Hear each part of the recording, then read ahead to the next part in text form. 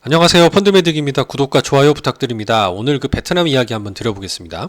베트남에서 지난번 반도체 이야기를 말씀드렸는데요. 이번에는 배까지 만든다는 기사가 또 보이네요. 한국투자신탁운용의 브랜드죠. 에이스 베트남 VN30 ETF와 베트남 그로스 펀드 이야기입니다.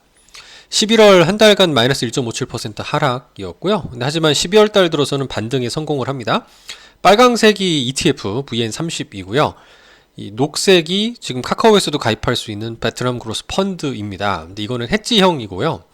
언해지형이 요 파랑색 한국투자 베트남 그로스 UH라고 붙어있는 형태인데요. 언해지형 성과는 ETF랑 비교해도 뭐 손색이 없을 정도로 올해 연초 이후 좋은 성과를 거두고 있습니다. 특히 최근 3년으로 좀 연장을 하면 언해지형 펀드 성과가 탁월하게 좋은 것을 볼 수 있습니다. ETF와 오히려 녹색 해지형의 베트남 그로스 펀드는 성과가 비등비등한 반면에 언해지형만 차별화된 한 13%에 가까운 좋은 성과를 액티브 펀드의 보수가 비싸다라고 충분히 돈값을 하는 좋은 성과로 보답하는 모습입니다. 일단 월간 코멘트 상에는 시장 기업들의 3분기 이익이 발표되는 시즌인데 전년 동기 대비했을 때 19% 그러니까 굉장히 두 자릿수 가까이 마무리되면서 양호한 성장세를 보였던 점이 긍정적이고요. 구매자 관리지수 PMI라고 하는 것도 50.8로 50이 기준선인데요. 이거보다 높으면 경기 확장 기조라는 부분입니다. 이게 지금 베트남의 PMI 지수인데요. 좀 둔화되긴 했어도 50선을 넘고 있습니다. 지난 그 9월 달에 조금 빠졌던 부분이 있잖아요. 요거는 이제 베트남이 어떤 기후가 우리나라랑 좀 다르잖아요. 남쪽에 있다 보니까 이게 그 태풍 상륙했던 그 충격이 좀 있었습니다. 뭐 다리 무너지고 이런 기사 보셨잖아요. 그럼에도 불구하고 이제 ADB라는 기관에서는 그 올해 베트남 GDP 성장률 전망치를 지난 12월 11일 기준으로 6.4%, 내년도는 6.6%로 상향 조정했다라는 게 긍정적입니다. 상당히 뭐 중국이나 타 신흥국 대비 고성장하는 모습이 아닌가. 이게 장기 투자할 수 있는 기대치, 기대감을 주는 좀 핵심 요소 중에 하나인 것 같고요. 이제 펀드도 일단 쭉 우상향하는 모습들, 변동성이 상당히 크게 나타나잖아요. 우리가 이 저점을 알기는 어렵지만 우상향하고 있다는 점에서는 좀 든든한 모습을 보여주고 있습니다. 월간 수익률도 두 달간 마이너스를 보였는데 이게 매수 기회이지 않았나 생각이 되고요.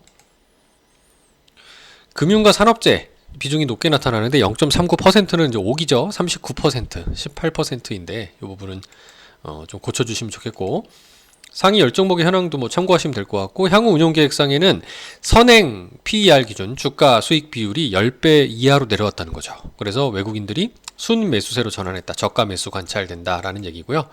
또 베트남 기업들이 M&A로 토지 확보 전쟁을 격화하고 일단 인구 구조라든가 소득의 성장 등등을 고려해보면 여전히 부동산 시장의 성장이 뭐 우리나라 다른 선진국 대비했을 때는 이제 잠재력이 높다라는 건 좀 부럽습니다. 그리고 오늘 이제 기사 얘기입니다. HD 현대가 베트남 조선소의 생산 능력을 늘린다. 중국 경쟁의 그 강화 차원이라고 얘기를 하고 있죠. 관련해서 제가 또 조선 ETF 말씀을 드린 적도 있고, 조선 탑3라든가 뭐 이렇게 중공업 ETF를 말씀드린 적도 있는데요. 이제 관련된 부분에 그 절친한 제가 많이 스승님으로 모시는 애널리스트 형님이 말씀하시기를, 한국에서 조선소들이 육상 도크가 다 가득 차서 뭐 일감이 많이 찼잖아요. 해외에서 이런 배를 짓는다라는 소식이 들리고 실적에 반영될 즈음이면은 아마 조선주 주가가 최고점을 가지 않을까라는 상상을 좀 해보고 그런 말씀을 좀 들었던, 그러면서 설레인 마음에 이제 조선 ETF들을 이렇게 방송도 찍고 이렇게 좀 말씀을 드리고 있는 상황인데요.